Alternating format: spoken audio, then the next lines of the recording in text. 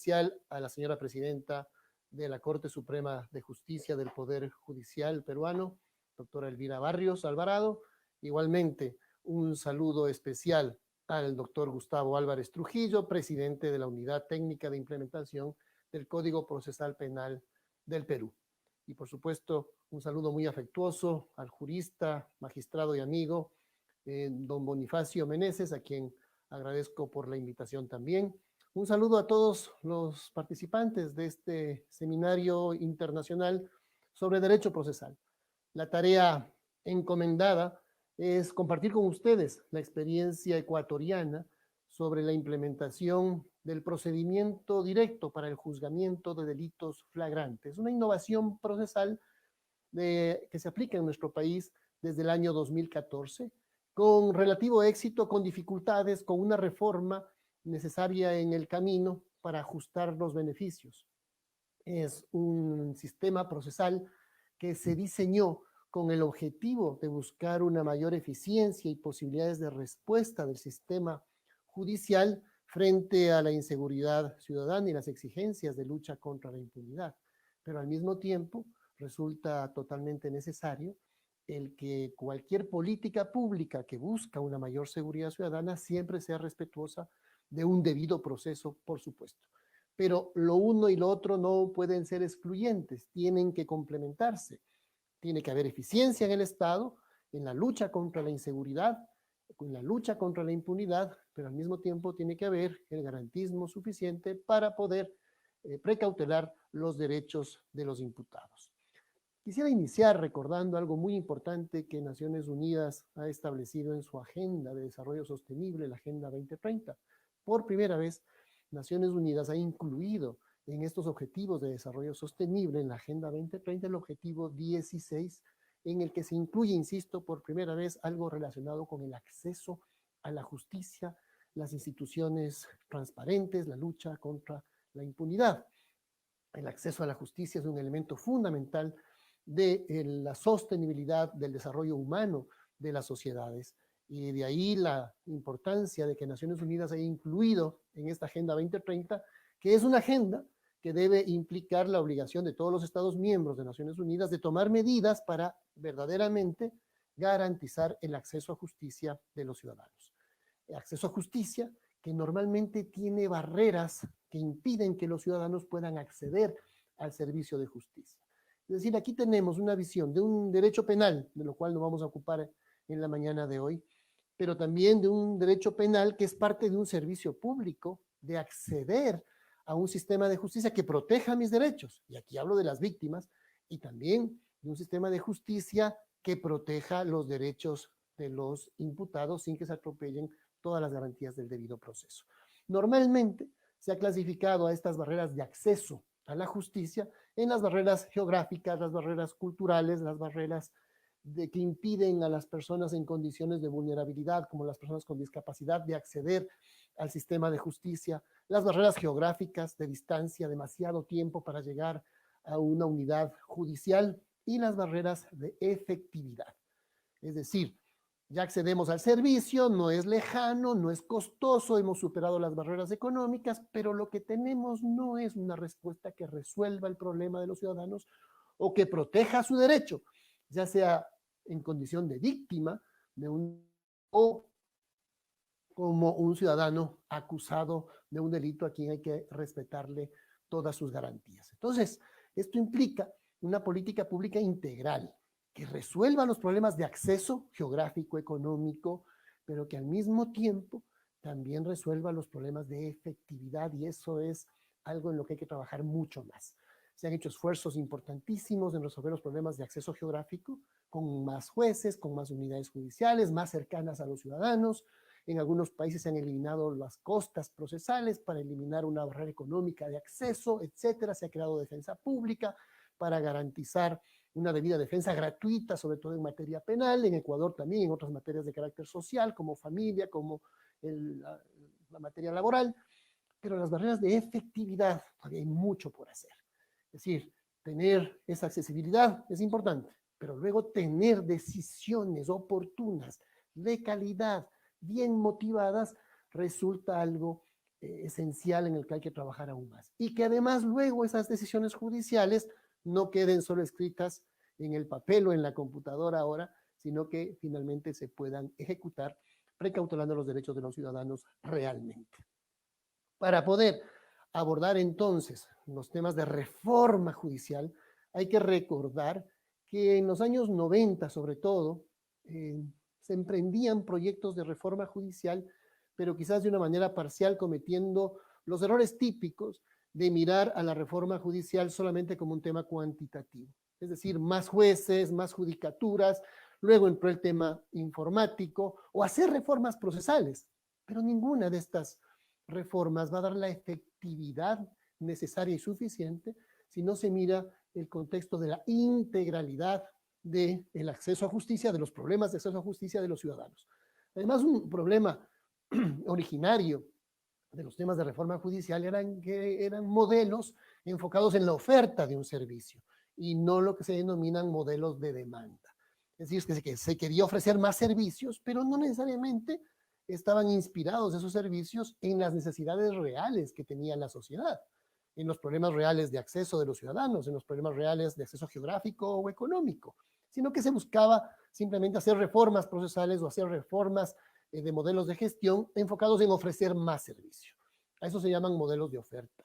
Y luego se han ido corrigiendo esas visiones y más bien se trata de establecer modelos de demanda. Es decir, ¿qué necesita la sociedad? ¿Qué pide la sociedad? Y que, por supuesto, implica poner en marcha un servicio que garantice todo lo establecido en convenciones internacionales y en las constituciones de nuestros países, pero enfocando al servicio desde las necesidades de los usuarios. Esto implica, por lo tanto, diversificar las políticas de reforma judicial. Sí, más jueces se necesitan en muchos de nuestros países, pero también podemos ver que incluso con tasas menores de jueces por cada 100,000 habitantes, hay sistemas de justicia más eficientes que otros que tienen una gran cantidad de jueces y que no necesariamente esto implica una mayor eficiencia y ruptura de las barreras de acceso a los ciudadanos. Entonces, más jueces, pero siempre y cuando también tengamos otros elementos que permitan a esos jueces trabajar correctamente. Sistemas procesales ahora basados más en la oralidad procesal, sin duda. El sistema escrito está agotado. Muchos países ya dieron el paso hace tiempo en los temas procesales penales hacia la oralidad. Unos tienen más años que otros en nuestra región, pero en el sistema civil, lo menciono, todavía hay mucho por hacer en algunos países que mantienen el sistema escrito que está realmente agotado y ahí no van a encontrar respuestas a los problemas de mora judicial o a los problemas incluso de transparencia que exigen los ciudadanos. Y que la oralidad ofrece unas virtualidades en la medida, por supuesto, que sea aplicada correctamente. No por implementar un sistema procesal oral se resuelven los problemas de manera automática. Esto exige todo un proceso de implementación muy riguroso a nivel de capacitación, de tecnología, de infraestructura, de evaluación de desempeño, de modelos de gestión adecuados y de un adecuado modelo de agendamiento. Esto junto a todo el acompañamiento técnico que en materia penal sobre todo debe tener el juez para poder tomar decisiones en materia penal acompañado de una mayor agilidad, pero también de los elementos probatorios suficientes para tomar adecuadas decisiones. Y ahí viene otro problema, que es el del razonamiento probatorio, donde también es un elemento en el que hay que aplicarle los conceptos de las garantías procesales a ese proceso de toma de decisiones muy importante, y más aún cuando buscamos más celeridad. Para que esa celeridad que busca el procedimiento directo, al cual me referiré de manera inmediata, de juzgamiento de delitos flagrantes con mayor rapidez, que esa celeridad no atropelle los niveles de certeza suficientes para poder tomar una decisión. Y digo niveles de certeza suficientes porque evidentemente siempre hay la discusión de que la certeza absoluta es difícil de alcanzar en el ámbito humano. También debe haber un ambiente de bienestar social adecuado para los funcionarios judiciales para poder trabajar adecuadamente en función de otorgar un servicio judicial de protección de derechos que realmente sea efectivo y oportuno. Modelos de gestión enfocados en los ciudadanos, capacitación y evaluación permanentes, es un elemento fundamental para la calidad de este servicio, y por supuesto las alternativas a el proceso judicial que son necesarias para la diversificación del servicio. Esto como un marco rápido introductorio. Estamos hablando de un aspecto procesal en este seminario internacional de derecho procesal. Y quería compartir con ustedes la definición de sistema procesal que tenemos en la Constitución de nuestro país, en Ecuador. El artículo 169 de la Constitución ecuatoriana establece que el sistema procesal es un medio para la realización de la justicia. Esta es una cortísima definición, pero que me parece que es extremadamente profunda en el establecer que el sistema procesal es un medio para la realización de la justicia. Esto quiere decir que todos los elementos que diseñemos e integremos en un sistema procesal están destinados a ser el medio idóneo para la realización de la justicia, que en definitiva puede significar la protección de derechos de los ciudadanos, el resarcimiento de los daños producidos a una víctima, el otorgar mayor seguridad a los ciudadanos y que ningún inocente vaya a ser sancionado como culpable porque se le atropellaron sus derechos del debido proceso. Y esto en materia penal es extremadamente delicado. Pero este es el gran desafío de estos diseños procesales, del juicio directo o el procedimiento inmediato, como entiendo lo dice en el Perú, que lo que buscan es un mayor nivel de eficiencia, darle mayor respuesta a la ciudadanía sobre la lucha contra el crimen, pero en el marco del debido proceso. Y a la inversa también, cuidado con solo quedarnos con una aparente visión garantista, y digo aparente porque quedaría mutilada si solo nos concentramos en las garantías del debido proceso al que tiene derecho el procesado y nos olvidemos nuevamente otra vez de la víctima en el derecho penal donde estuvo por largo tiempo abandonada la víctima. Necesitamos tener y poner en marcha entonces sistemas eficientes, pero al mismo tiempo sistemas que nos garanticen no atropellar los derechos de nadie, del imputado, y no dejar en el abandono y sin protección a las víctimas. Aquí es importante recordar el artículo 11 de la Declaración Universal de los Derechos Humanos, que en un seminario de estas características creo que lo debemos tener presentes, y no desde una perspectiva de retórica, sino de filtros, de desafíos, de verdadero estándar que nos permita evaluar la manera en la que estamos diseñando nuestros sistemas procesales. Artículo 11 de la Declaración Universal de los Derechos Humanos: toda persona acusada de un delito tiene derecho a que se presuma su inocencia mientras no se pruebe su culpabilidad, conforme a la ley y en juicio público en el que se le haya asegurado todas las garantías necesarias para su defensa. Y permítanme en el comentario, creo que no solamente para su defensa, en términos procesales de garantías de acceso a información o de juicios oportunos, sino también de toma de decisiones por parte de los juzgadores debidamente fundamentadas, debidamente motivadas, y con estándares probatorios que impliquen garantías tan importantes como las garantías en el proceso. Es decir, aquí tenemos un desafío en los sistemas judiciales, yo diría, del mundo, de así como hemos diseñado unas garantías procesales muy estrictas y rígidas para garantizar lo que llamamos debido proceso, también es necesario profundizar los estándares probatorios de tal manera que la toma de decisiones de los jueces salga de márgenes discrecionales a veces incomprensibles y caiga realmente en el terreno de la verdadera y real motivación. Y esto se vuelve una exigencia aún mayor cuando vamos a procedimientos expeditos, a procedimientos directos, a procedimientos inmediatos, que en mi opinión son necesarios y beneficiosos en la medida en la que se cumplan condiciones estrictas para no atropellar los derechos de nadie. Son necesarios porque tampoco es posible que todo delito siempre vaya por la misma vía procesal hacia primero una instancia de evaluación de garantías por parte de un juez de garantías y luego vaya a un tribunal y luego tengamos los diferentes recursos establecidos en las diferentes normativas. ¿A qué me refiero?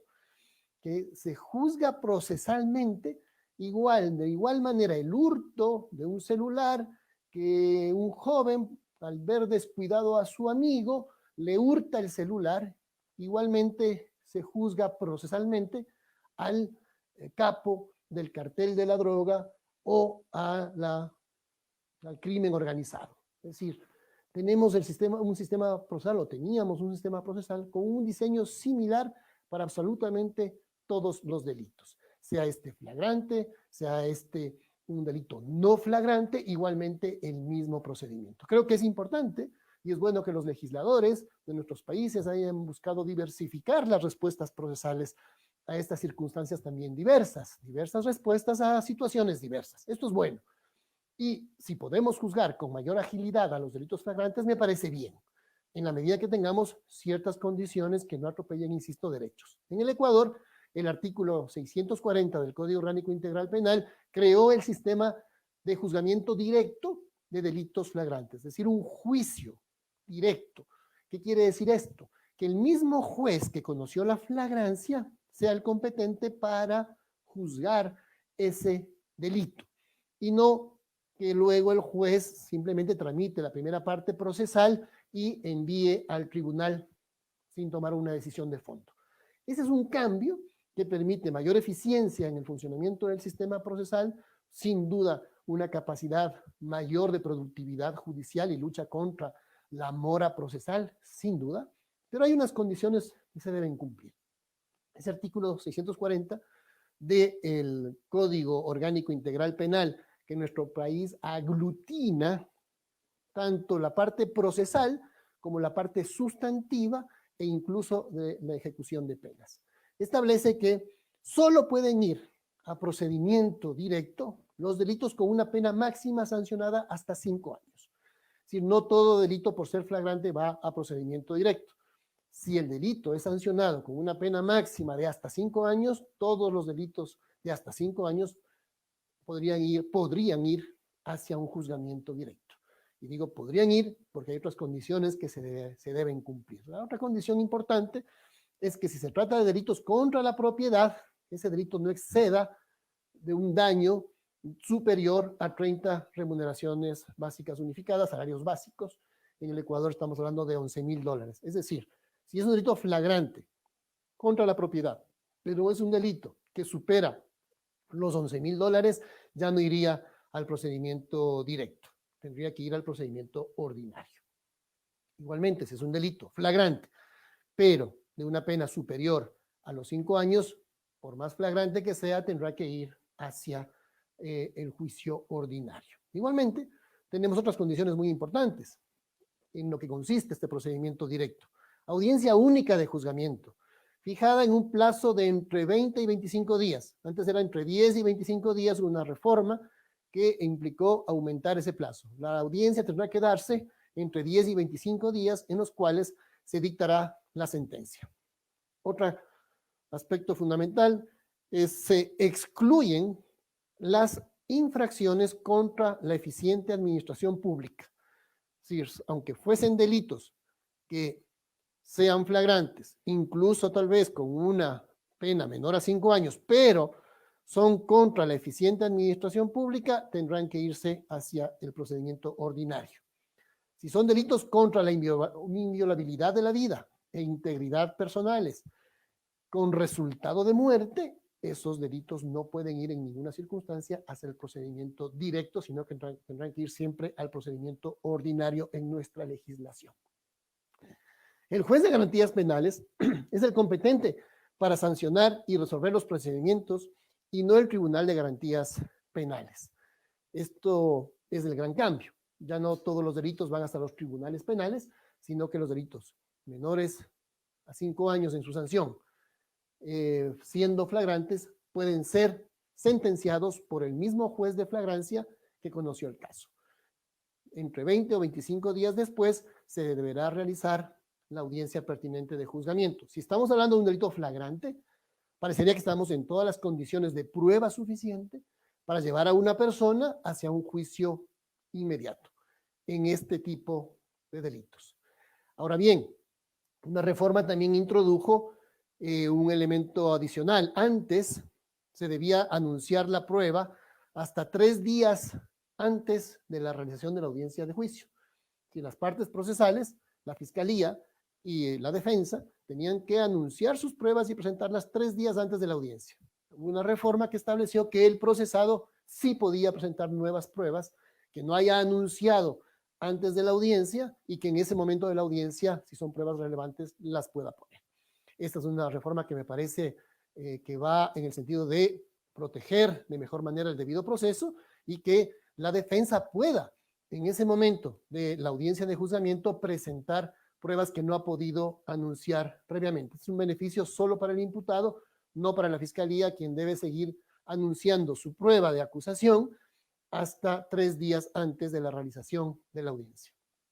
Ahora bien, este sistema de juzgamientos rápidos, expeditos, para que estén en armonía con las certezas procesales, que estén en armonía con el respeto a los derechos del imputado, es importante que se pongan en marcha no solo desde una reforma procesal, sino que es fundamental que esa reforma procesal también esté implicada, acompañada de lo que significa una implementación correcta de esas reformas procesales, para que puedan haber los resultados adecuados. ¿A qué me refiero? Me refiero a que debe haber una coordinación interinstitucional entre la articulación de todas las instituciones. Por un lado, la Fiscalía, que es quien debe en un sistema acusatorio llevar adelante la acusación, la investigación, la acusación final. Debe haber una articulación con los consejos de judicatura en los países en los que existen los consejos de judicatura o en las unidades de gestión de la mayor eficiencia del sistema judicial, para articular cada uno en su ámbito de competencia los medios necesarios para poder trabajar adecuadamente. Debe haber una defensa pública que se ocupe también de darle una defensa adecuada e inmediata a quien no se puede proveer de una defensa personal, de una defensa contratando abogados. Tenemos que tener una coordinación también de agendamiento con los jueces, es decir, articular todo esto en un modelo de gestión adecuado. Esto es lo que hicimos en Ecuador en su momento y que dio buenos resultados y que mostró los grandes beneficios que tienen este sistema de juzgamiento directo de delitos flagrantes, sin atropellar debido proceso, pero en la medida que haya una adecuada coordinación, cada uno en el ámbito de su competencia. El momento en que empezó a desarticularse esa coordinación, empiezan a aparecer nuevamente graves problemas de impunidad o de atropellar derechos. Entonces los modelos en sí mismos acaban siendo exitosos o no, no tanto en sí mismo por lo que son, sino por la manera en la que son implementados. Creamos unidades de juzgamiento de delitos flagrantes en una misma infraestructura, contar con todos los técnicos, con todos los funcionarios necesarios para poder tener un juzgamiento o una calificación de flagrancia dentro de las 24 horas. Entonces, porque mucho ocurría que la policía hacía un trabajo, pero ya pasaban las 24 horas de la detención de la persona y tenía que ser puesta en libertad, porque no hubo la eficiencia del sistema para poder calificar esa flagrancia, y eso también tenía un grave olor a impunidad. La puerta giratoria de que la policía captura a alguien en flagrancia, pero no había una coordinación con la fiscalía o la fiscalía no tenía un agendamiento adecuado para que haya un juez en el tiempo oportuno para que pueda calificarse la flagrancia. Se terminó aquello, no hubo más una detención sin que dentro de las 24 horas se pueda calificar la flagrancia. Y ese promedio de calificación de la flagrancia bajó a 8 horas. Es decir, en 8 horas, luego de la detención, en promedio, se había calificado ya la flagrancia y esa persona por un juez se había determinado si había delito flagrante, si no había delito flagrante o si no había delito.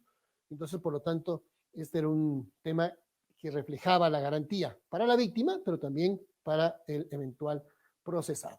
Este modelo de gestión, con la articulación entre todas las instituciones involucradas, dio paso a un resultado muy interesante. La infraestructura es importante también. Estamos hablando de derecho, pero el derecho, si no está acompañado a veces de una logística adecuada, también es difícil para los jueces poder trabajar. Si no hay un modelo de gestión adecuado, de coordinación, de que el policía cuando llega a la unidad de flagrancia sabe con qué fiscal va a trabajar en tiempo real, que los peritajes se puedan hacer de manera inmediata, que el detenido pueda tener una evaluación médica inmediata. Entonces, la coordinación con Ministerio de Salud, Defensa Pública, Fiscalía, un Consejo de la Judicatura actuando de esta manera como coordinador, sin entrar nunca en los temas jurisdiccionales, por supuesto, pero sí como alguien que articule todas las características del sistema, la construcción de unidades de flagrancia modernas, muy bien equipadas, salas de audiencias adecuadamente equipadas, son mecanismos necesarios para poder servir bien a los ciudadanos. No son un fin en sí mismo. Tener un buen edificio no garantiza buena justicia, pero son medios necesarios para servir mejor. Y es un tema que no lo debemos dejar de lado, pero deben estar diseñados en función de las necesidades. Este pequeño plano lo que nos muestra aquí es la circulación diferenciada de cuál es el recorrido rojo, por ejemplo, de los privados de libertad, que circulan por unos lugares en los que no circula la víctima, que es la circulación azul en este gráfico. Tenemos la circulación de los funcionarios para mayor seguridad de los funcionarios.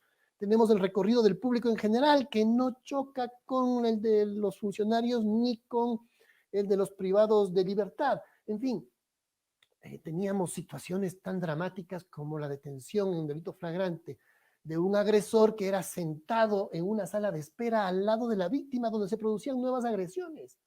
Teníamos dificultades en las que el funcionario juez tenía la misma circulación de los imputados y eran agredidos, y su seguridad también estaba en riesgo.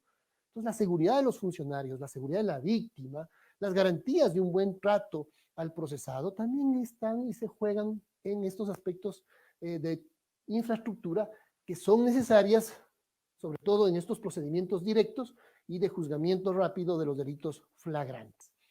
Una rápida estadística nos mostró que antes de la existencia del delito, del procedimiento directo, los delitos flagrantes eran juzgados en una unidad de 8 jueces, se tenía una productividad de 15 sentencias por mes.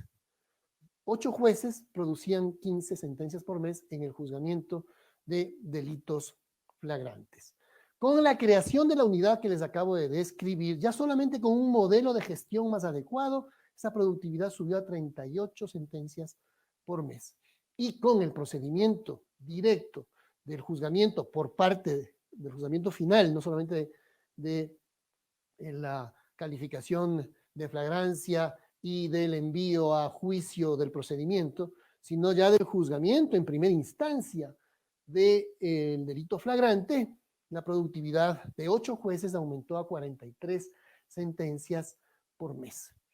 Y a nivel de tiempos realmente fue admirable, porque de 191 días que se tomaban los jueces para una decisión de delito flagrante, se pasó a 75 días con un mejor modelo de gestión y se pasó a 17 días de promedio para lo que significa la decisión final sobre un delito de flagrante. Y esto no solamente es bueno para la víctima, para la ciudadanía, para la lucha contra la impunidad, es bueno para las personas inocentes, porque también en tiempos mucho más cortos puede determinarse cuál es su condición jurídica. Insisto, en la medida en la que tengamos un acompañamiento integral de todo lo mencionado y adicionalmente de aquello que significa estándares de prueba muy exigentes para que no tengamos una discrecionalidad de toma de decisiones a favor o en contra de un imputado sin que tengamos un sistema de estándares de prueba muy exigente, que es materia, podría ser materia de otra conferencia.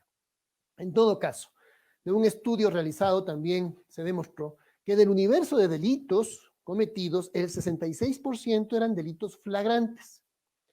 66% de los delitos que se cometen son delitos flagrantes. Aquí me parece que además tenemos una distorsión. Sí, en efecto, la mayor cantidad de delitos que llegan al sistema judicial son flagrantes. Los otros son los ordinarios. Son los delitos que no tienen esta característica de flagrancia. Sin embargo, también es cierto que se califica o se lleva como flagrancias delitos que no son flagrantes. Y ahí creo que tenemos que desglosar aún más un estudio que determine con claridad si la calificación de flagrancia está siendo realmente respetada integralmente. Y lo que sucede a veces es que hay delitos que se han investigado durante 2, 3 años y que luego aparecen como delitos flagrantes, cuando una investigación ya la llevan realizando desde hace un tiempo. Pero más allá de este tema, si del 66% de delitos son flagrantes, lo que determinó este estudio es que de ese universo, el 41% se convertía en procedimiento directo. Es decir, el 60% seguía yendo a un procedimiento ordinario. Al menos esta realidad hasta el año 2018, Creo que ha ido cambiando, pero es difícil tener datos en la actualidad, es una realidad. Antes teníamos datos públicos hasta el año 2018 y es mucho más difícil tener estadísticas. Pero el dato sirve para demostrar que si tenemos un sistema que funciona coordinadamente, con el número de jueces suficiente, con un buen sistema de agendamiento, podemos tener resultados positivos. Y además demostrar que no todo delito flagrante va necesariamente siempre a procedimiento directo. Hay muchos que todavía van al procedimiento ordinario. Y los que van a procedimiento directo, ese 41% que va al procedimiento directo, el 63% termina con una sentencia condenatoria y un 37% termina con una sentencia absolutoria. Entonces resulta interesante también mirarlo desde la perspectiva del inocente.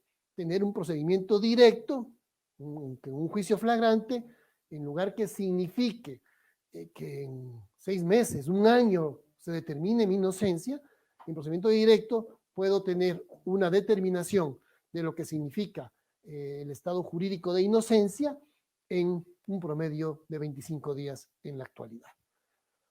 Por otro lado, un efecto importante del procedimiento directo a nivel de gestión del sistema judicial es que los tribunales se descongestionaron. Claro, si al menos un 40% de los delitos flagrantes que les llegaban a ser juzgados en tribunales, sin aumentar un solo juez a nivel de tribunales penales, se aceleró su despacho considerablemente, porque ya el robo del celular, el arranche, delitos que impactan fuertemente a la sociedad, pero que algunos a veces se llaman delitos de bagatela, no les llegan al tribunal. Al tribunal les llega el crimen organizado, les llega la violación, les llegan los asesinatos. Y al descongestionarse, como en esta gráfica se muestra, en un 40%, esos tribunales pudieron también ser mucho más efectivos y más eficientes. Y esta lámina me parece extremadamente decidora de lo que significa la relación entre la lucha contra la impunidad y mejores niveles de seguridad de la ciudadanía. Ahora bien, insisto, buscar mayores niveles de seguridad tampoco puede significar atropellar derechos, pero veamos esta gráfica que es extremadamente interesante. No es el único factor la lucha contra la impunidad. Hace falta mecanismos de investigación policial, capacidad de reacción policial importante, etcétera. Pero Ecuador pudo reducir la tasa de homicidios de manera sensible desde el año 2012 hasta el año 2017-2018. Teníamos 12 homicidios por cada 100.000 habitantes en el año 2012. Desde el año 2013 la capacidad operativa de la policía mejoró enormemente. Y con la entrada en vigencia de estos procedimientos, también hubo un impacto importante en la lucha contra la impunidad. Y todo esto implicó que Ecuador pase en el año 2017 a 5 homicidios por cada 100.000 habitantes y en el año 2018 a 4 homicidios por cada 100.000 habitantes. Una reducción sensible de las más grandes de la región, de 12 homicidios en el año 2012 por cada 100.000 habitantes a 4 homicidios por cada 100.000 habitantes en el año 2018. Y esto tiene una relación directa con la capacidad operativa de los tribunales penales, que en el año 2012, por ejemplo, ingresaron 1.925 homicidios a los tribunales penales y solo se esclarecieron y se juzgaron 793. Mientras que en el año 2017 ya empezó a disminuir el homicidio, entraron 970 casos de homicidio a los tribunales penales y la productividad fue mayor porque también se estaban despachando causas rezagadas de otros años y se resolvieron 1.231 homicidios. Entonces, hay una relación directa entre la capacidad de lucha contra la impunidad y lo que también significó el impacto en la disminución de la violencia en la sociedad. La desarticulación de bandas, la desarticulación de bandas de sicarios, etcétera, significó sin duda un impacto muy sensible y que no salgan inmediatamente nuevamente a causar daño en la sociedad. Son aspectos que debemos analizarlas globalmente. A veces los abogados no miramos mucho las estadísticas, nos gusta más la reflexión estrictamente jurídica y hay que hacer, por supuesto, somos abogados, pero es importante también mirar desde el punto de vista del sistema judicial integralmente cómo estamos sirviendo a los ciudadanos. Evidentemente, siempre protegiendo las garantías de unos y de otros, porque el derecho penal tiene ese doble desafío. Parece que el profesor Jordi Ferrer de Barcelona tiene mucha claridad al decir justamente que es importante entender que estos dos grandes desafíos del derecho penal, por un lado garantizar seguridad a los ciudadanos y por otro lado buscar el respeto a las garantías procesales son a veces objetivos que en algún rato chocan, pero no podemos solo enfocarnos en el uno, porque estaríamos dejando de lado los derechos ciudadanos del imputado, o solo enfocarnos en un garantismo malentendido que lamentablemente se ha vuelto bastante frecuente, de enfocarnos solo en los derechos del imputado e incluso poner obstáculos a que el juez tenga acceso a ciertas pruebas porque consideramos que eso afecta a los derechos del imputado. Y lo único que hace es no afectar los derechos del imputado, sino obstaculizar el trabajo de la justicia. Pero creo que hay que buscar estándares probatorios que permitan establecer que si el estándar es beneficioso para el posible culpable o para el posible inocente, entonces es un buen estándar de prueba. Pero si es un estándar de prueba que solo beneficiaría potencialmente al presunto culpable o a quien podría ser culpable del delito, entonces deberíamos preguntarnos si ese estándar de prueba es algo que le beneficia al objetivo global del derecho penal, que es garantizar a los ciudadanos la protección de sus derechos y al mismo tiempo tener un buen sistema procesal. Entra un tema importante en estos tiempos modernos, que es el uso de la tecnología. Uso de la tecnología que permite justamente el acceso a prueba, el acceso a justicia y el acceso a juzgamientos más eficientes y más ágiles. No debemos tener miedo a aquello. No debemos caer en el eficientismo atropellando por la celeridad derechos. De acuerdo. Pero tampoco nos quedemos en un discurso conservador y tradicional que dice vamos a proteger derechos del imputado y por lo tanto que nunca haya sentencia. Hay medios tecnológicos que nos permiten ahora ser más eficientes sin que se atropellen los principios fundamentales del debido proceso. Los tribunales no son un lugar, son un servicio, nos dice Richard Susskind, un tratadista que impulsa mucho el uso de medios tecnológicos en el Reino Unido. Y me parece una definición corta y también muy profunda. Los tribunales no son un lugar, son un servicio. Por supuesto que debemos replantearnos o repensar de alguna manera el principio de inmediación, que tampoco la tecnología nos impida la inmediación y los objetivos que la inmediación tiene para que el juez tenga un contacto directo. Pero en muchas ocasiones también es cierto que el medio tecnológico, como el que estamos ahora teniendo, nos permite una inmediación telemática. También es inmediación telemática. Y si no es suficiente, pues perfecto, en esas ocasiones, si el juez considera que no es suficiente, entonces tendrá que ir a una inmediación física tradicional. Pero habrá que ver en cada caso si el uso de la tecnología nos permite completamente la inmediación o si no nos permite esa inmediación, entonces sí provocar una audiencia directa. Pero no necesariamente es necesario que todo el mundo esté presente, esto lo sabemos. Ahora los medios telemáticos permiten que se lleven a cabo las audiencias y no fallen las audiencias con un testigo que se encuentra en otro país y que puede perfectamente comparecer a través de medios telemáticos, salvo que el juez considere que lo necesita en presencia y eso el juez lo puede valorar en el caso ecuatoriano, estoy hablando en el marco legislativo que tenemos. E igualmente, el procesado comparece desde su celda, si es que está detenido, y con el debido acceso a su defensor. Si es que el juez considera que esto puede afectar o la defensa exige y pide la presencia, también se puede dar paso. Pero hay que buscar alternativas, no negarnos a la posibilidad de que no, en derecho penal la tecnología no, como algunos abogados al inicio lo decían. Creo que hay que dar paso a estos mecanismos, evidentemente siempre filtrándolos en el marco de los principios. La legislación ecuatoriana permite, y esto fue, digamos, algo positivo que se desarrolló esta legislación antes de la pandemia, de tal manera que en pandemia no tuvimos que desarrollar normativa específica para poder actuar durante el tiempo de pandemia y de encierro y que hasta ahora sigue siendo necesario a través de las audiencias telemáticas. El artículo 22 de la Constitución establece el principio general de acceso a justicia y la obligación del Estado de tomar medidas para acceder a justicia.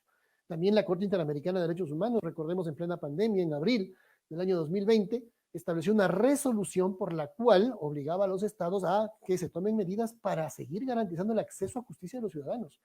Y por supuesto, compatibilizándolos con las políticas de bioseguridad. Y por lo tanto, si tenemos que compatibilizar bioseguridad con acceso a justicia, los medios telemáticos resultan extremadamente útiles. Teníamos la legislación pertinente incluso antes de la pandemia. Insisto, siempre filtrando el uso de estos medios hacia los principios de verdadera aplicación de la inmediación, la contradicción. En el Código Orgánico Integral Penal, en el artículo 565, ya se reglamentaban las audiencias telemáticas y otros medios informáticos para la realización de las audiencias. Y el artículo 4 del Código Orgánico General de Procesos establece que el proceso oral por audiencias, las audiencias podrán realizarse por videoconferencia u otros medios. Es decir, marco legal suficiente. Pero marco legal suficiente que el juez valorará en cada caso para ver si no se afecta al principio de inmediación. Si no se afecta, bienvenida la comparecencia a través de medios telemáticos. Si hay contradicción suficiente, perfecto, ¿por qué no usar los medios telemáticos? Evidentemente hoy es muy común hacerlo sin que se afecte el principio de contradicción de la prueba. Y si es que se considera aquello, pues se lo puede alegar y el juez lo valorará. Principio de lealtad procesal. Por supuesto, si estos principios de lealtad procesal se pueden valorar, ¿a qué me refiero al principio de lealtad procesal? Alguien diría, lo que pasa es que al testigo, alguien detrás de la cámara le puede estar haciendo señas y demás. Todo esto se corrige con protocolos de seguridad, de barrido y mapeo del lugar. Es decir, son temas que tecnológicamente, con protocolos bien adecuados, se pueden resolver y no simplemente oponernos porque a veces los temas nuevos nos generan cierta reticencia.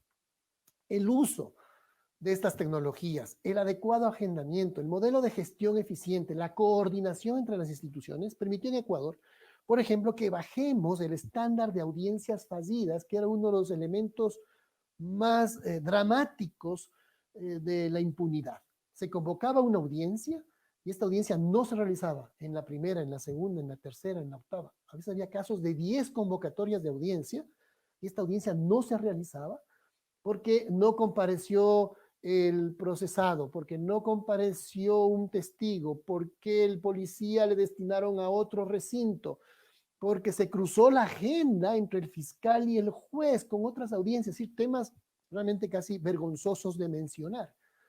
Al establecer modelos de gestión, de coordinación institucional, se acabó el cruce de la audiencia, porque el agendamiento del fiscal y del juez estaban perfectamente articulados y coordinados. Que si al policía que participó en el operativo lo llevaron a otra provincia, a otro departamento, comparecía por videoconferencia y no fracasaba la audiencia. Que no vino el abogado y en algunas ocasiones el abogado no iba expresamente para que la audiencia falle. Entonces la defensa pública cubría la necesidad de defensa y se evitaba esta artimaña de evitar que la audiencia se dé, justamente para beneficiar con ineficiencia al que no quería responder por sus obligaciones. Bajamos de un estándar de 30% de audiencias que fallaban y con esta articulación, estos modelos, la logística, en la infraestructura, incluso el número de jueces, el agendamiento adecuado, se bajó a 3%. Es decir, en lugar de que de 100 audiencias solo se hagan 70, de 100 audiencias se hacían 97 audiencias y había consecuencias incluso disciplinarias si por algún motivo no justificado alguien no acudía a la audiencia. Porque por supuesto, la audiencia puede fallar por motivos justificados, fuerza mayor, etcétera. Pero esto habría que determinarlo en un proceso disciplinario si se trata de un funcionario. Esto permitió una mayor eficiencia del sistema. Se habla mucho, y con razón en muchas ocasiones, del abuso de la prisión preventiva. Me parece que el procedimiento directo permite que rápidamente se pueda determinar si hay flagrancia, si no hay flagrancia, si hubo delito, si no hubo delito, si hay las pruebas suficientes para juzgar a un delito flagrante, que si es flagrante, normalmente tiene a disposición muchos elementos probatorios, que si tenemos jueces bien capacitados con adecuado sistema de razonamiento probatorio y un sistema de acceso a garantías procesales, podemos en menos tiempo tomar decisiones. A veces los actores del sistema de justicia siempre decimos que hay que demorar las cosas para tener las certezas que nunca llegan a veces, porque a veces el afán es que no haya ningún elemento de certeza. ¿No? Podemos ir rápido e ir rápido sin atropellar principios es bueno para la víctima, es bueno para el propio procesado. Entonces se abusa de la prisión preventiva, hay abuso de prisión preventiva en muchos lugares, pero también miremos al menos un elemento que nos puede decir si hay o no abuso de prisión preventiva y es el estatus jurídico de los privados de libertad. En Ecuador teníamos situaciones realmente dramáticas en el año 2006, por ejemplo, 2007, el 70% de la población no tenía sentencia, de la población penitenciaria.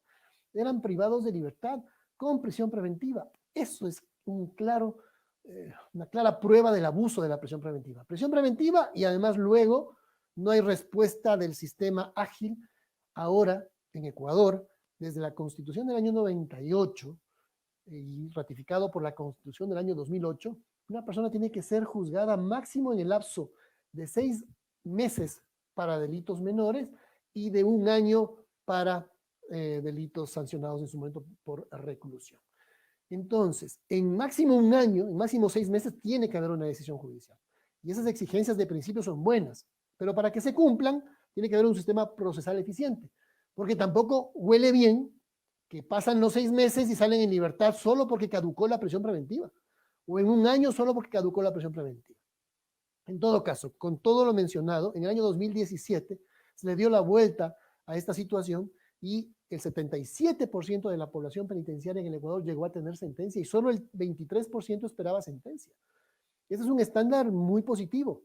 Ahora empieza a distorsionarse, a dañarse nuevamente, porque hay niveles de eficiencia que han provocado que este estándar empiece nuevamente a estar cerca del 50%, que ya implica ser más bien un síntoma de que puede haber abuso de prisión preventiva o que frente a esa prisión preventiva no hay una respuesta rápida del sistema para calificarla. En cuanto a la caducidad de la prisión preventiva, a lo que les mencionaba hace un instante, de que debe haber sentencia en 6 meses o en 1 año, lo que tenemos es que en el Ecuador disminuimos de 2.000 caducidades en el año 2006, de 1.300 caducidades, es decir, personas que entraban con prisión preventiva y que salían sin saber si salían con su principio de inocencia, por supuesto, pero en efecto había una relación directa de esas caducidades de prisión preventiva con cierto impacto en la seguridad ciudadana y sobre todo una sensación de ineficiencia en el sistema penal.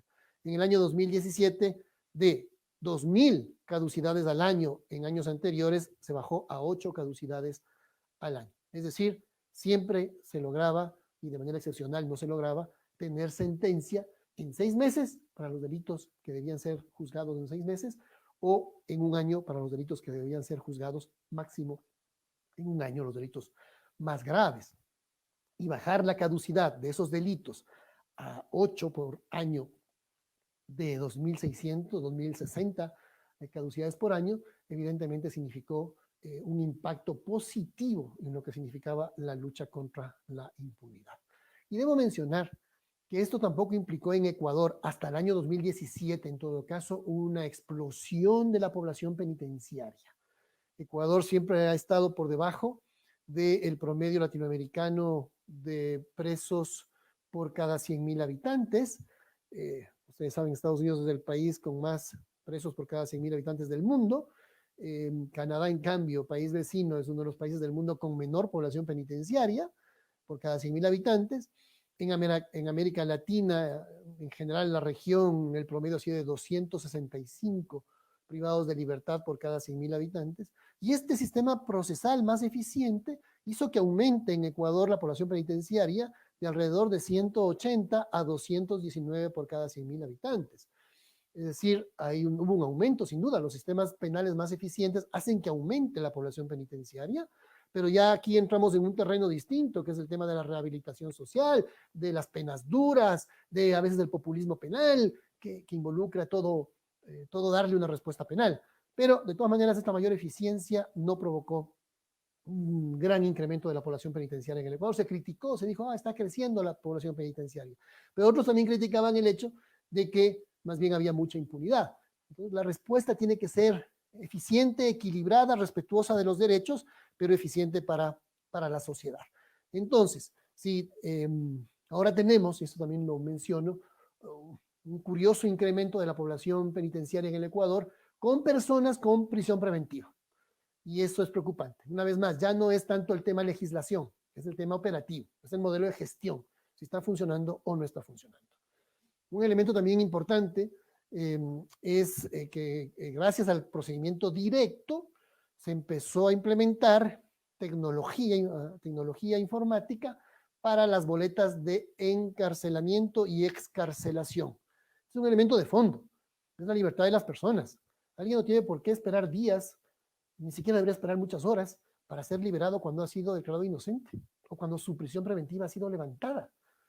Entonces, con la incorporación del aspecto informático, en el procedimiento manual tomaba 72 horas la excarcelación de una persona cuya prisión preventiva había sido levantada o sustituida, o había sido declarado inocente, o su pena había sido ya cumplida.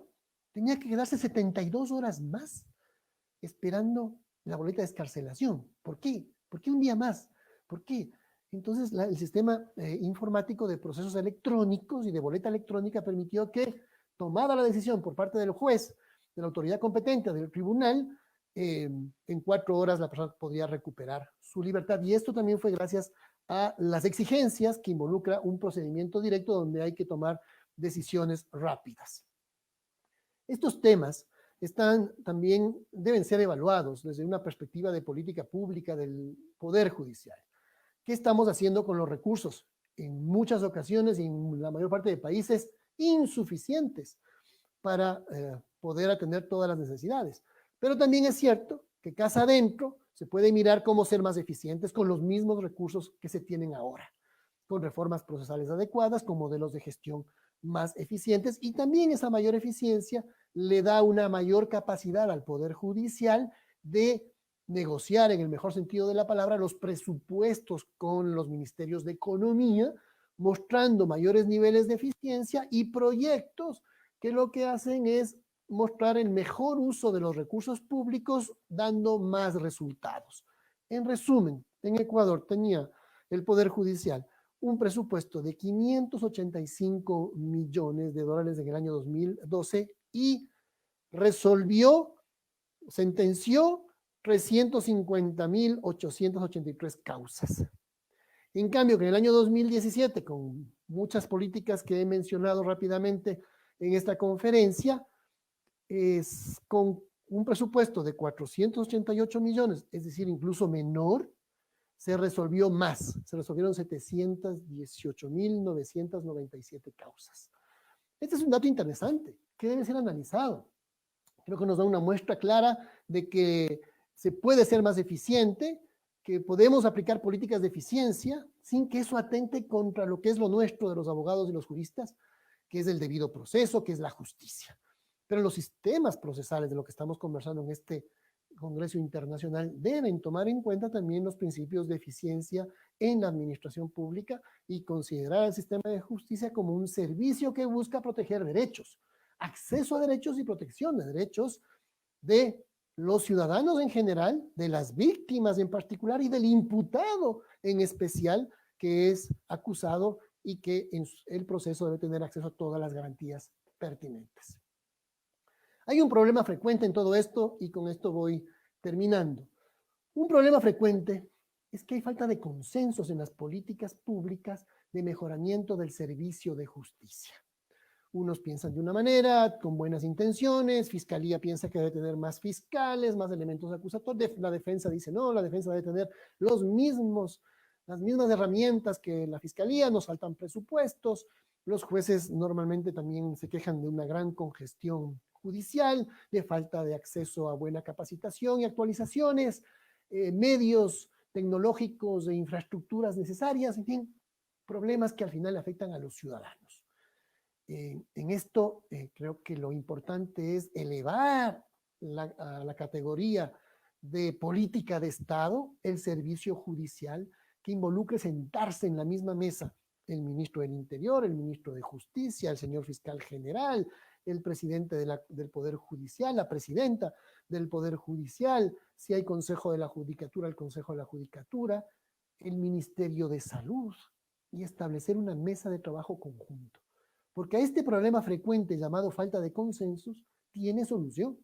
Y la solución es la generación del consenso y la generación de un plan común interinstitucional que genere verdadera política de Estado sobre lo que significa la protección de derechos, el no acusar o sentenciar a inocentes, pero también sentenciar a los que son culpables.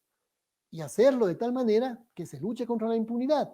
La impunidad destruye el tejido social y vuelve inconforme a los ciudadanos y desconfían los ciudadanos de las instituciones.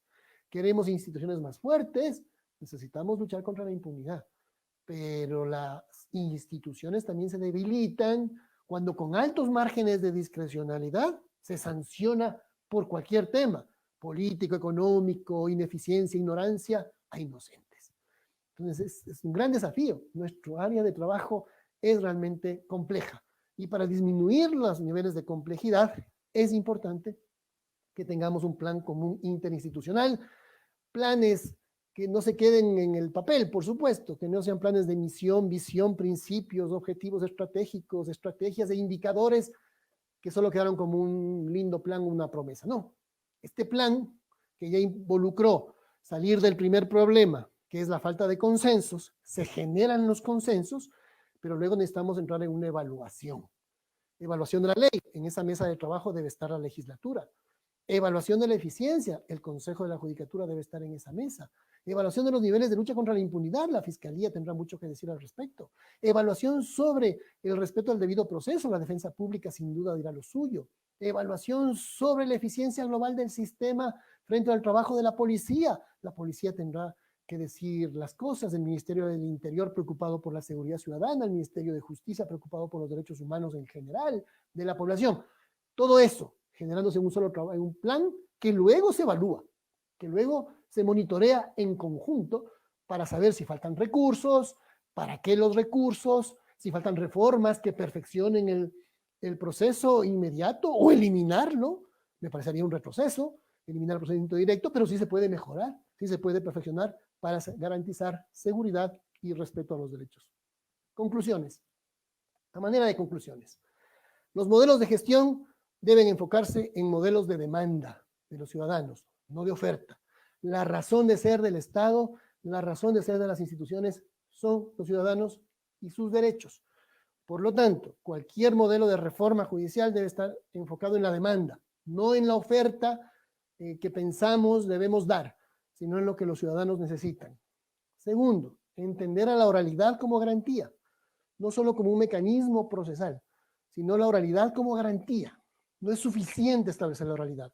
Para mí es uno de los más grandes avances salir de un sistema escrito, obsoleto y agotado, que no daba más respuestas y que no da más, a un sistema oral, acusatorio en el campo penal. Me parece un avance importante, pero debemos verlo como una garantía, no solo como un mecanismo. Garantía para la víctima y garantía para el procesado.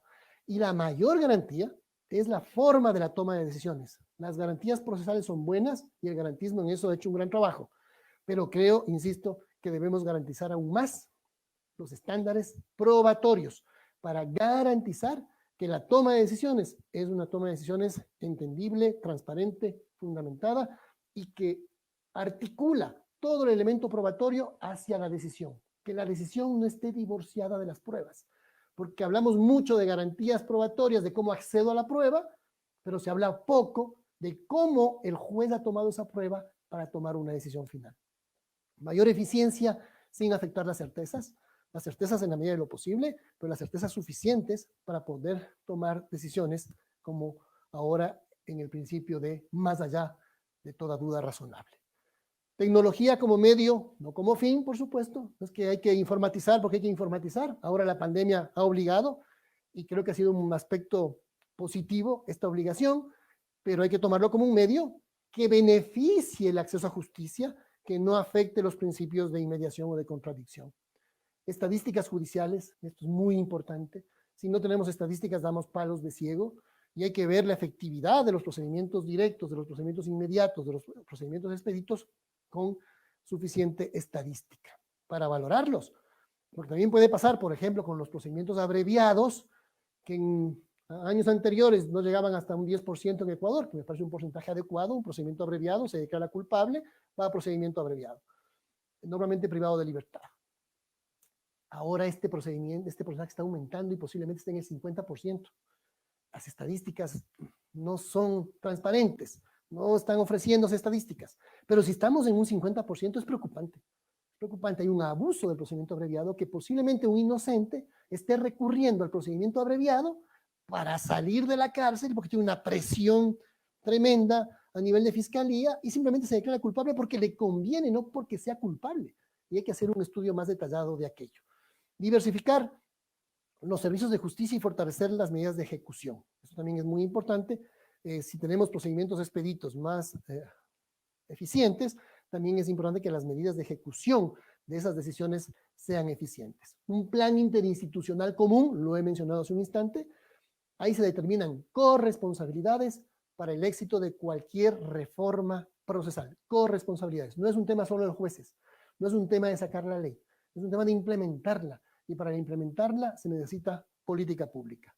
Finalmente, me parece que como conclusión también podemos decirlo en este Congreso Internacional, tenemos experiencia acumulada en la región de reforma judicial, de reformas procesales, pero también creo que necesitamos un mayor involucramiento de la academia en investigación científica de todos estos aspectos, de todas las características positivas, negativas, de las condiciones, de las reformas que deben darse a nivel procesal y sobre todo de implementación, y subrayo, sobre todo también a nivel de razonamiento probatorio, para garantizar que todo lo que se haga en acceso a justicia desde el punto de vista más material, de más jueces, tecnología, infraestructura, mejores sistemas procesales, también terminen en adecuadas y buenas decisiones judiciales.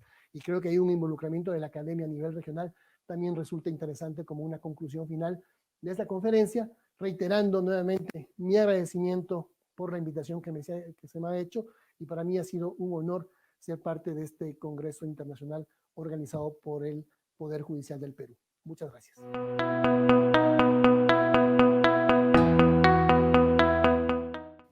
Saludo en primer lugar a la señora presidenta del Poder Judicial de Perú, la señora Juez Suprema Elvira Barrios Alvarado.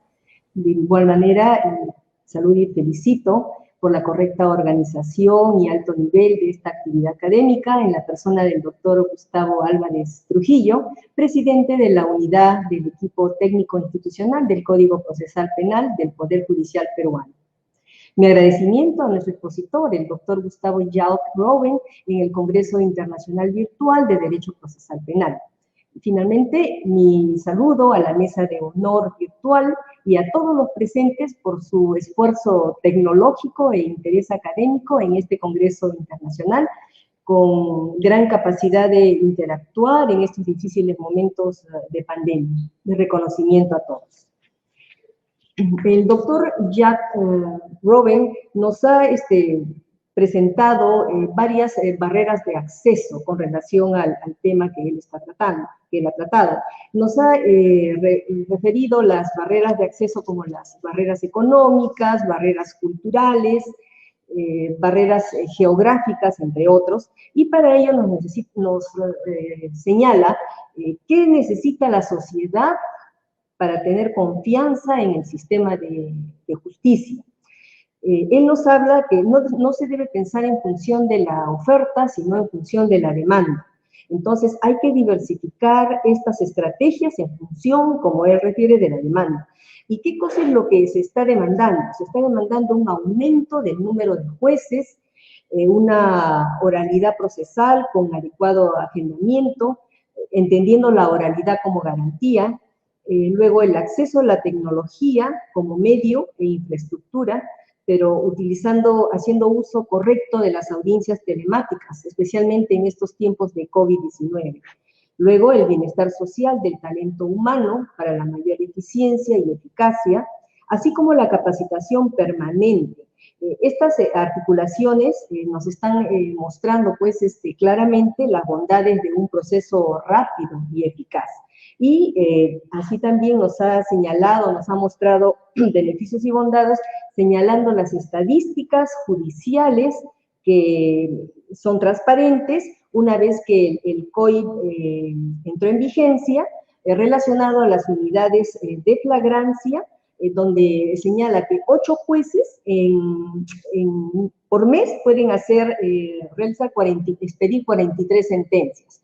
Este es un logro grande, si consideramos que el problema del Poder Judicial en toda Latinoamérica es la cantidad de procesos que hay en curso, en giro. Debemos señalar también que la justicia debe ser entendida como un servicio público esencial, sumamente activo y efectivo, requiriendo de un trabajo indudablemente coordinado. Nuestro hermano país de Ecuador inauguró hace 9 años aproximadamente la primera unidad judicial de delitos flagrantes, lo hizo en Quito, como ya lo manifestó nuestro brillante expositor, a fin de resolver causas de delitos flagrantes de una manera ágil, oportuna y eficaz. Además que conlleve a la disminución de los tiempos de respuesta estatal a los delitos, procurando una descongestión procesal. Se atendía desde un comienzo las 24 horas y los 7 días de la semana. 2 años después, en el año 2014, entró en vigencia el COI, o sea, así se le conoce con esas siglas, es el Código Orgánico Integral Penal, al que se le ha considerado como sistemático, preciso y unificado. Este Código Orgánico, Integral Penal consta de 3 libros. El primero, que regula la infracción penal, el segundo prevé el procedimiento y el tercero que regula lo relacionado a la ejecución penal. El legislador ecuatoriano dispuso de una forma diferenciada las figuras de la aprehensión y la detención. Sin embargo, es también interesante resaltar que en el proceso directo ecuatoriano se encuentran todas las etapas del proceso en una audiencia para delitos calificados como flagrantes, procurando así una justicia célere y de manera especial con respeto irrestricto a los principios y garantías constitucionales del imputado.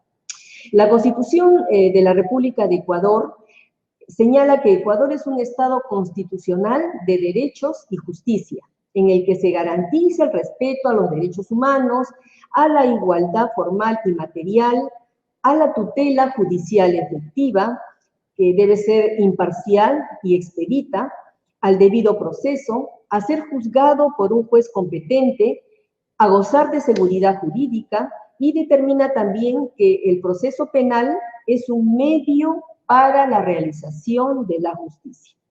Constituye entonces una exigencia el que el procedimiento directo sea rápido, con términos y plazos para su prosecución, que deben ser extremadamente cortos. La función primordial del procedimiento directo es que debe sancionar el delito de una manera impresionante, toda vez que entre 20 a 25 días de prolar sentencia. El juez de garantías penales es el competente para sustanciar y resolver el procedimiento.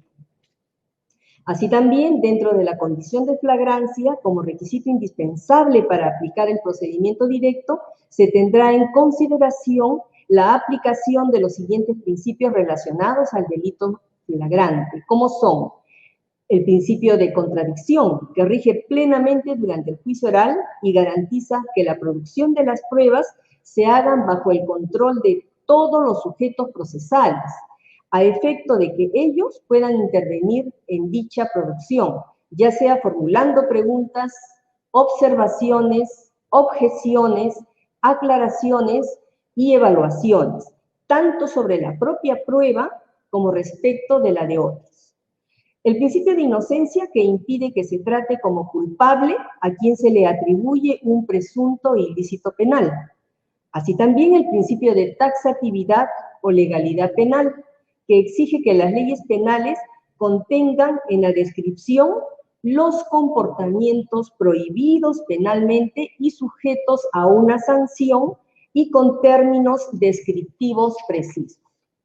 Este procedimiento directo ha permitido simplificar, economizar y descongestionar el sistema de justicia en Ecuador, con criterios de racionalidad y eficiencia, procurando una justicia oportuna, eficaz, predictible y de manera especial con respecto a los principios y garantías constitucionales.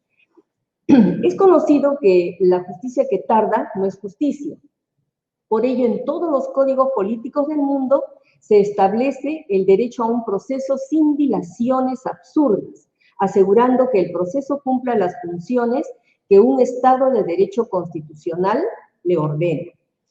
En Perú, el proceso es conocido como proceso inmediato, respeta los principios sustanciales del proceso penal acusatorio, y que debe ahuyentar las dilaciones injustificadas, algo que nos contaba también nuestro brillante expositor, y que debe imponer fórmulas de un enjuiciamiento rápido, la delincuencia flagrante y que la pena asignada no supere los 5 años de pena privativa de libertad.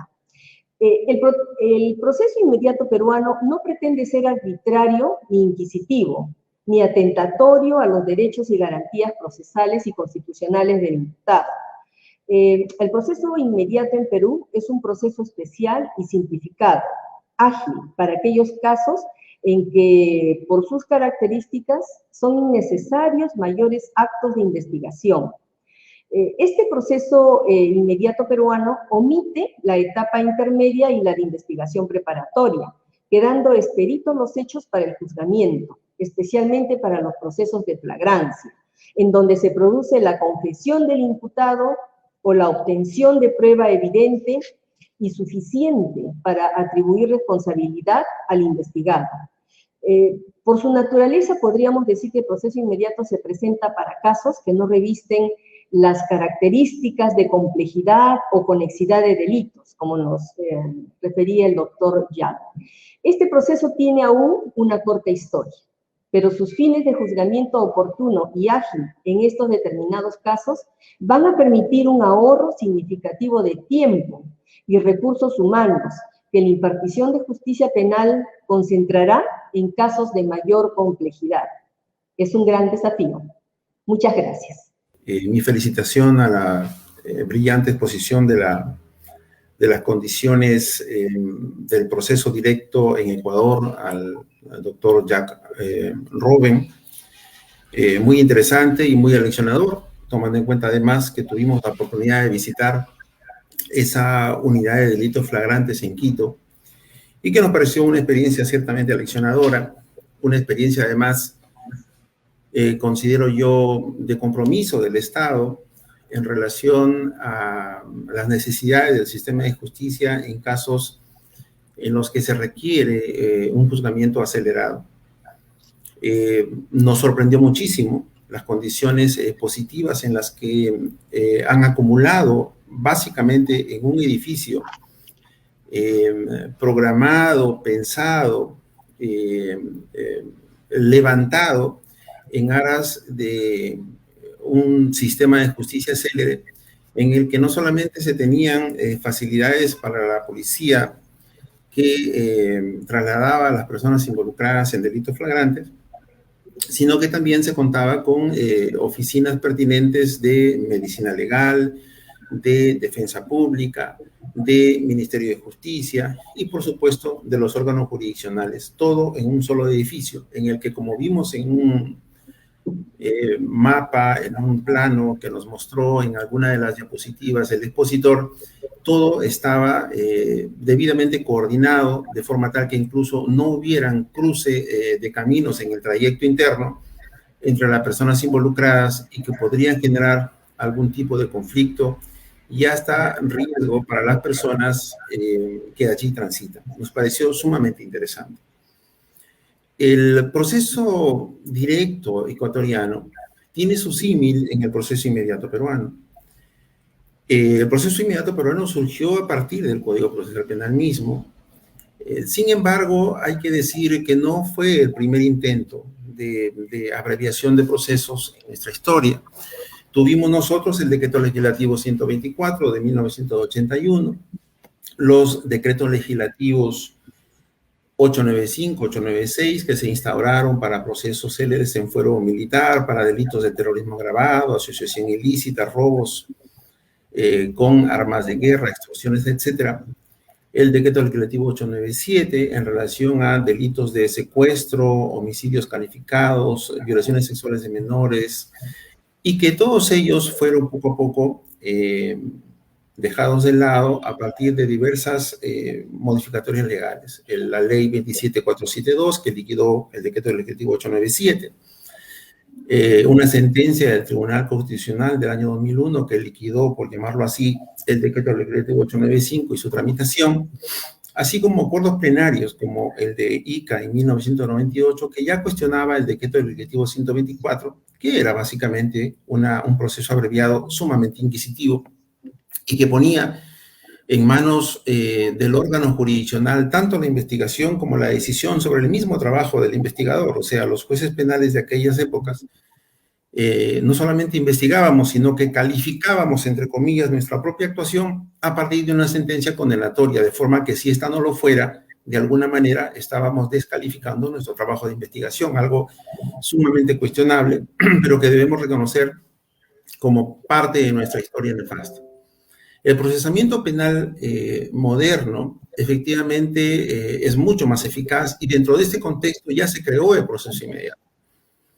Pero ¿qué es lo que aconteció en nuestro país a partir de ese proceso inmediato símil del directo que nos ha explicado el expositor? Sucedió una lata inaplicación durante muchos años, al punto que tuvo que esperarse el decreto legislativo 1194, que llegó a llamarse ya como el proceso inmediato reformado en nuestra jurisprudencia, para que sea, digamos, prácticamente impuesto al órgano persecutor al inicio de algunos tipos de delitos, especialmente los delitos flagrantes. ¿Por qué razón se inaplicó el proceso inmediato a partir de la vigencia del Código Procesal Penal moderno del 2004? Existieron una serie de factores. Entre ellos, los más trascendentes es que existía una confusión en relación a otras figuras abreviadas del proceso penal común peruano.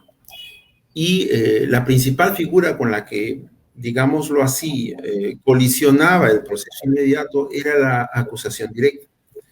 A diferencia del proceso inmediato, la acusación directa tenía un tránsito por la etapa intermedia, de forma tal que siendo esta etapa una etapa de control del órgano de garantías del juez de investigación preparatoria, como llamamos aquí en Perú al juez de garantías ecuatoriano, entonces se consideraba que esta acusación directa era mucho más garantista para los efectos de revisar cualquier anomalía por el juez de garantías que el proceso inmediato en el que se simplemente incoaba el proceso inmediato y se pasaba directamente al juez de juzgamiento, que hacía una breve audiencia de control muy somera y se hacía el juicio. También se consideraba, por lo tanto, que existía allí un tema de limitación de garantías procesales, especialmente para la defensa. Consecuentemente, no se utilizaba el proceso inmediato. Sin embargo, el decreto legislativo 1194 ciertamente impulsó la aplicación del proceso inmediato a partir de la obligatoriedad que se impuso de alguna manera a los órganos persecutores para los casos de delitos flagrantes, para los casos en que el imputado haya confesado el delito y para los casos donde los elementos de convicción acumulados durante las primeras diligencias o actos de indagación fiscal se consideren suficientes para ir a juicio. En buena cuenta, dogmáticamente, el proceso inmediato peruano es uno que se ampara en la idea de un proceso fácil. Y por eso es que empezamos en nuestra legislación a tratar como el primer elemento para recurrir al proceso inmediato la figura de la flagrancia delictiva. El expositor nos ha hecho interesantes señalamientos respecto de las condiciones para el proceso directo, ¿no? que me han llamado realmente la atención y que son interesantes de definirlas a partir de hacer una especie de diferencia entre el directo y el inmediato peruano. Nos dice el expositor que este tipo de proceso solo está previsto para delitos en los cuales la posibilidad de pena sea no mayor a 5 años. O sea, flagrancia en delitos no sancionados con más de 5 años. Y además, donde el potencial daño de ese delito no supere los $11,000. Ese tipo de definición, ese tipo de discriminación para la aplicación del proceso inmediato no existe en el Perú. Realmente aquí la idea de la flagrancia es la idea de que todo aquello que se tiene que investigar en relación a un hecho delictual ya está a disposición del sistema de justicia para evaluar la conducta del investigado. Sin dejar de lado de que en nuestro sistema judicial, y no podemos dejar de mencionarlo, en realidad la flagrancia delictiva tiene varios bemoles. Tenemos la flagrancia delictiva típica, la flagrancia delictiva que ocurre cuando alguien es intervenido inmediatamente después o descubierto inmediatamente después del hecho mismo, cuando la persona huye y es intervenida dentro de las 24 horas o es intervenida con alguno de los efectos del delito. Todas estas circunstancias en el Perú son flagrancia delictiva, no la flagrancia delictiva básica, típica de ser atrapado con las manos en la masa. Sin embargo, esa es la naturaleza del proceso inmediato en el Perú, un proceso en el cual el caso es fácil, donde los medios de prueba están ya acopiados incluso desde el momento mismo del descubrimiento del hecho a partir de la flagrancia.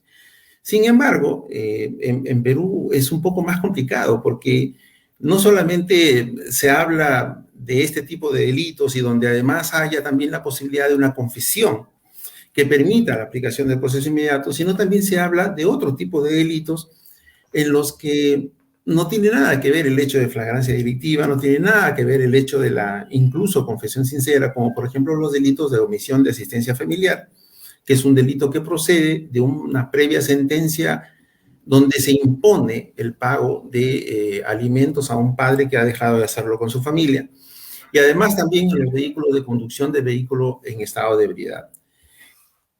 Se dice, por ejemplo, en el proceso directo, y esto también es otro tema ecuatoriano, que nos ha llamado la atención, que no es aplicable para delitos contra la administración pública. Bueno, usualmente en el Perú los delitos contra la administración pública suelen ser delitos complejos. Entonces, difícilmente una circunstancia incluso de flagrancia delictiva alejaría el hecho de tratarse de procesos complejos en los que tiene que revisarse numerosa documentación, numerosas pericias contables, científicas que verifiquen la posibilidad de una afectación al erario nacional.